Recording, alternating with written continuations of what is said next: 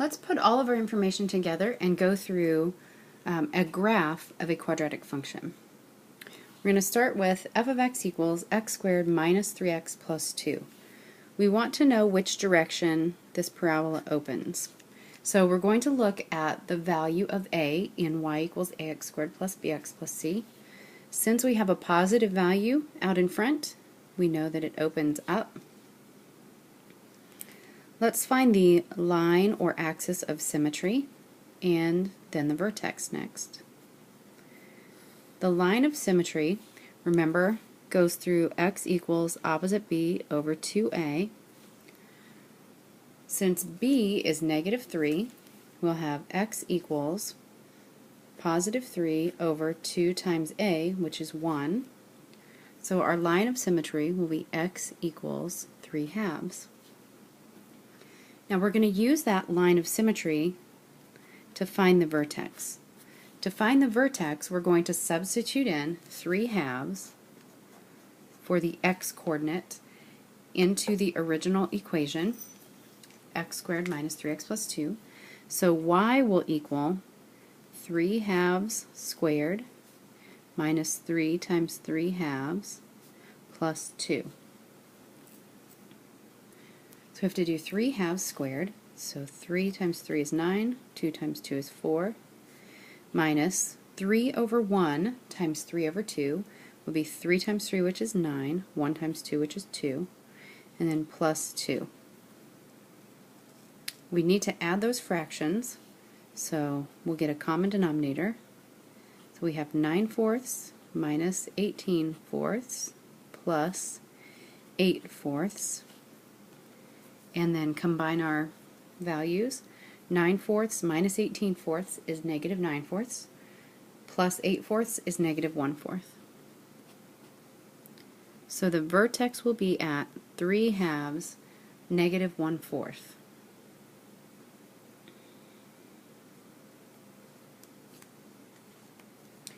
The next thing we're going to look at will be our intercepts. How about our x and our y intercepts? So the y-intercept when your equation is in standard form is at 0, c. So we look at our original equation. A is 1, b is negative 3, c is 2. So our y-intercept will be at 0, 2. The x-intercept we find by setting the equation equal to 0 and solving. So the x-intercepts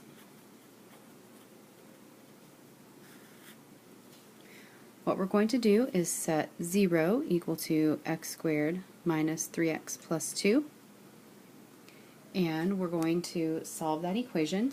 It's a quadratic equation, so we can solve it by factoring, completing the square, or the quadratic formula. This looks like it would probably be easy to factor, so let's see, 0 equals x times x would give me x squared. I know I have to have the same signs at the end, and they both need to be negative. The only thing I can use is 2 and 1, so x minus 2 times x minus 1 would give me x squared minus 3x plus 2. So that means that x minus 2 equals 0, so x is 2, or x minus 1 equals 0, so x is 1. So my x-intercepts will be 2, 0, and 1, 0.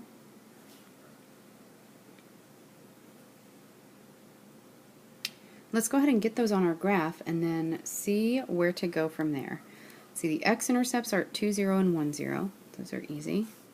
So 2, 0 here and 1, 0 here. The y-intercept is at 0, 2, 0, 2. And the vertex is at 3 halves, negative 1/4. 3 halves would be 1 half, 2 halves, 3 halves, and then negative 1/4 right there. There's a couple of ways that I can get the rest of my graph drawn in there. Probably the easiest thing to do is to look at whether there's a stretch or compression. So is there a stretch or compression?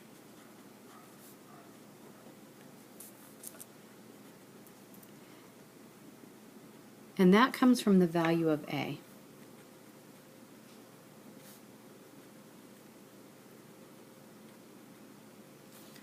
In our problem, a equals 1, so there is no stretch or compression, which means that we're going to follow that regular pattern of over 1, up 1, over 2, up 4, and over 3, up 9 from the vertex. So I go to my vertex, and it's not going to be any kind of exact graphing here. We're just going to go over 1 and up 1 from the vertex, over 1 and up 1, and go back to the vertex, go over 2 and up 1, 2, 3, 4, over 2 and up 1, 2, 3, 4. And then we could go over 1, 2, 3 and up 9. 1, 2, 3, 4, 5, 6, 7, 8, 9. And then over 3 and up 9 on the other side. And that actually gives us a very accurate sketch using all of the points that we already found algebraically, along with the pattern for graphing a parabola.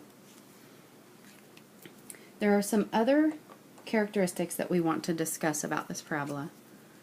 One is the domain and range. So if we look at domain for this graph and range, domain is all of the x values that are defined left to right. And we've talked about this for all parabolas. The domain will be negative infinity to infinity. The range is the y values that show up on the graph. So if you start at negative infinity and you work your way up, you'll notice that the very first y value you run across is the y value of the vertex, which was negative 1/4. So the negative 1/4 is the first value for the range, and then the y values continue all the way to positive infinity. So our range will go from negative 1/4 to infinity.